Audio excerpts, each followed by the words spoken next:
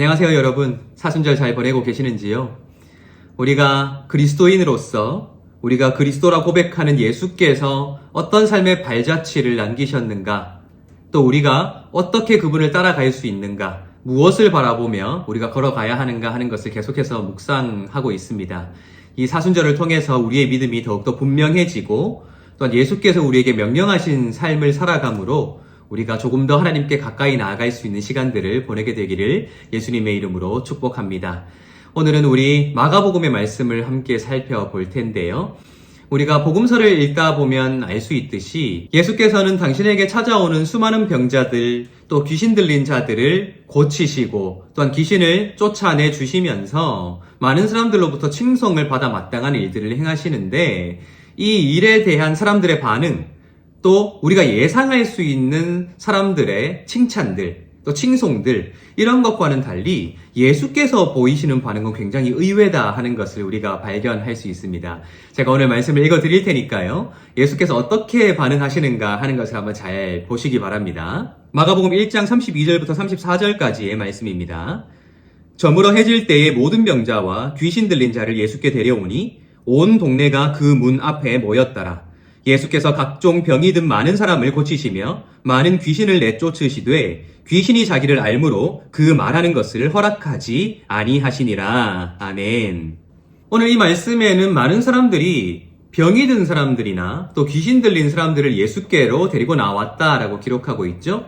그리고 그들의 기대대로 예수께서는 병든 자를 고치시고 귀신 들린 자로부터 귀신을 쫓아내 주시는 굉장히 놀라운 기적들을 행하게 되십니다.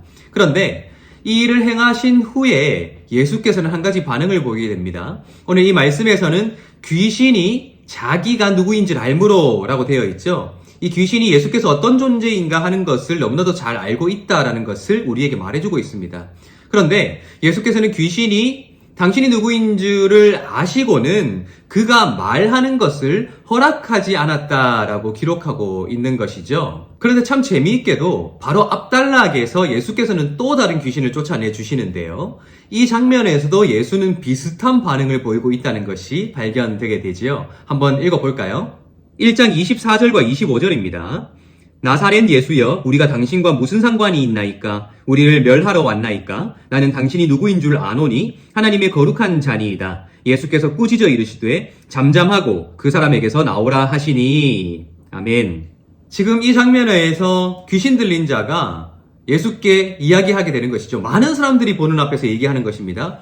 우리는 당신이 누구인 줄 아노니 하나님의 거룩한 자시니이다 라고 하자 예수께서 보이신 반응이 잠잠하라 라는 것입니다. 말하지 말고 입을 닫으라는 것입니다. 말하지 말고 단지 그 사람에게서 나오라 라고 예수께서 명령을 하셨다라는 것이죠. 비슷한 반응 아니겠습니까?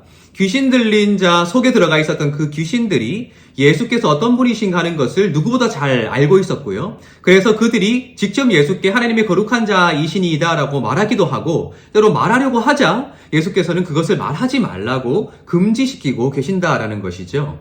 왜 그랬을까요? 이 두 장면에서 공통되는 점은 그렇게 이야기하려고 했던 자들이 이 귀신이었기 때문에 예수께서는 귀신의 입을 막으셨다라고 생각하기 쉽지만, 1장의 마지막에 기록되어 있는 나병 환자를 고치신 사건에서도 비슷한 이야기가 발견됩니다. 한번 읽어볼까요? 1장 44절입니다. 이르시되 삼가 아무에게 아무 말도 하지 말고 가서 내 몸을 제사장에게 보이고 내가 깨끗하게 되었으니 모세가 명한 것을 드려 그들에게 입증하라 하셨더라. 아멘. 지금 나병이 들린 사람을 예수께서 깨끗하게 고쳐주셨는데 예수께서 그에게 엄중히 경고하시는 것입니다. 아무 말도 하지 말라라고 말입니다. 결국 예수께서 당신이 무슨 일을 행하셨는가, 어떤 존재인가 하는 것을 드러내려고 하는 것을 막으신 대상은 귀신이었기 때문이 아니라 예수께 직접 수혜를 받았던 이 병자들도 해당된다라는 것이 이 1장 내에서만 여러 번 발견된다라는 것이죠. 참 이상합니다. 그렇죠? 지금 1장은 사실은 예수께서 활동하신 초기의 단계를 이야기하고 있을 텐데, 지금 예수께서는 하나님 나라의 복음을 전하시고 그것을 입증하기 위해 기적을 베푸시는 그러한 맥락 속에 있습니다. 그렇기에 예수께서는 당신께서 선언하시는 이 하나님의 나라의 복음이 진실한 것임을 드러내고 그것을 믿는 사람들을 많이 모으기 위해서 굉장히 좋은 선전의 기회를 얻은 것 아니겠습니까? 저가 누구기에 귀신마저도 저 사람을 향해서 하나님의 아들이라 또한 하나님의 거룩한 자라 고백하느냐 하는 사람들의 놀라움을 안겨줄 수 있는 일들, 그리고 병자를 고치심으로써 예수라는 존재가 어떤 존재이기에 저런 병도 고칠 수 있는가 하는 궁금증을 불러일으킬 수 있는 굉장히 중요한 선전의 기회를 얻었다라는 것이죠. 그런데 놀랍게도 예수께서는 그 선전의 기회를 활용하지 않으시고 오히려 잠잠하라, 아무에게 아무 말도 하지 말라라고 막으신다라는 것입니다. 참 재미있죠? 사실 이 이야기들을 기록한 마가는 예수께서 왜 그러한 이야기를 막으셨는가 하는 것에 대해서는 우리에게 자세히 알려주지는 않습니다만, 무척 흥미롭게도 마가는 예수께서 죽으시는 장면을 기록하며 굉장히 특색 있는 하나의 고백을 기록하고 있습니다. 우리 마가복음 15장을 한번 읽어보면 좋겠습니다. 15장 39절입니다. 예수를 향하여 섰던 백부장이 그렇게 숨지심을 보고 이르되 이 사람은 진실로 하나님의 아들이었도다 하더라. 아멘. 예수께서 죽으실 때에 그 장면을 바라봤던 수많은 사람들이 있었을 텐데 그 당시 예수를 따라다녔던 제자들도 아니고 추종자들도 아니었으며 단지 예수의 처형을 잘 수행하기 위해 세워졌던 이방인이었던 이 백부장이 예수께서 죽으시는 장면을 보면서 진실로 하나님의 아들이었도다라고 고백하고 있다라는 것입니다. 어쩌면 이 마가가 우리에게 이러한 흐름을 제공하고 있는지도 모르겠어요.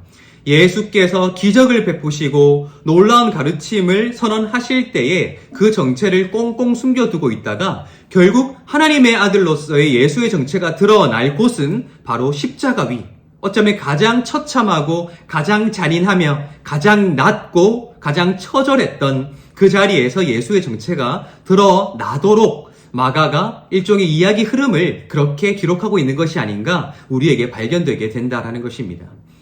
여러분, 저는 사순절을 보내는 우리가 이 마가복음 전체의 흐름, 즉 예수의 정체, 하나님의 아들로서의 예수의 정체가 어디에서 드러나게 되는가 하는 것이 우리에게 시사하는 바가 굉장히 크다고 생각했습니다. 예수께서는 누가 보아도 놀랄 만한 상황, 누가 보아도 아름답고 누가 보아도 칭송할 만한 상황 속에서는 철저히 당신의 정체를 숨기시지만 누가 보아도 처참하고 누가 보아도 실패한 것 같고 누가 보아도 아픈 상황 속에서 결국 예수께서 하나님의 아들이심이 드러나게 만드셨던 그러한 발자취를 가지고 계신다라는 것이죠. 우리 그리스도인들 역시 마찬가지일 것입니다. 우리는 예수께서 하나님의 아들이심을 믿고 고백하는 자들입니다.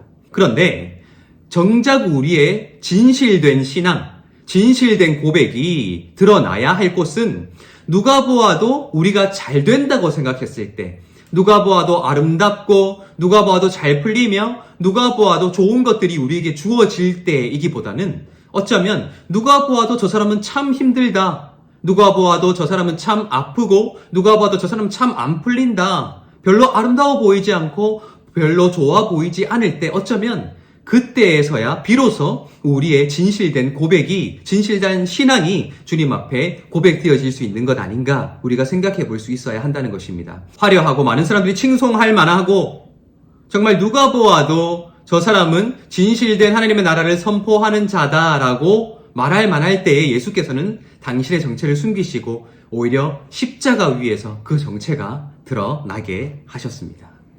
우리도 예수를 따르는 자로서 우리 인생의 또 앞으로의 모든 여정 가운데 더 많은 고난과 시련이 따라올지도 모르겠어요. 예수를 믿으면 그 모든 것들이 자동적으로 피해갈 수 있으면 얼마나 좋을까요? 하지만 그렇지 못하죠. 내가 힘들 때, 고난이 찾아올 때 우리가 좌절할 수 있고 때론 실망할 수 있지만 우리가 기억해야 되는 것, 어쩌면 그때 내 믿음이 진실한 것이었음을 하나님 앞에 드러낼 수 있는 기회가 열린 것이 아닐까 우리가 생각해 볼 수 있어야 한다는 것입니다. 여러분, 여전히 힘들 수도 있습니다.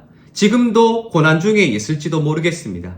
하지만 예수께서 그렇게 하셨듯이 가장 처참한 삶의 현실 가운데 가장 고난당하고 있는 그러한 시련 한가운데서 우리가 하나님을 잊지 아니하고 그분의 손을 붙잡을 수 있다면 어쩌면 그 고난 뒤에 우리에게 찾아올 그 예수의 영광을 우리도 함께 누릴 수 있게 되는 것이 아닌가 하는 참된 소망을 우리가 바라볼 수 있으면 좋겠습니다. 부디 이 사순절 기간 동안 우리의 고난을 딛고 일어서서 참된 소망을 바라보며 승리하게 되시는 여러분들 되시기를 예수님의 이름으로 축복합니다.